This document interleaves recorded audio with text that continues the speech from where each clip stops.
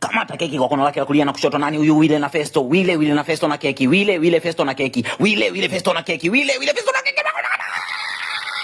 Wageni waalikwa wanaziba nyuso zao, hawaamini wanachokiona. Refa anasema nini hiki? Refa anasema tucheki kwenye VAR. VAR inaonesha DJ na Wile wamefanya madhambi. DJ alipiga wimbo wa kidole mama, Wile akajaribu kuonesha kidole. Keki ikaenda down.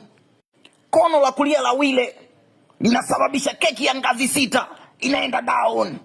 Hadi sasa Ex United wana 3, maharusi wetu wamebakia na toothpick na visu vya kukatia keki. What a disastrous night. Winga ya kulia MC Mwandete, winga teleza, winga mlenda alikimbia mikimbio ya Mbappe kuja kuokoa keki, lakini ikashindikana. Tunzazina anasema hii keki italika.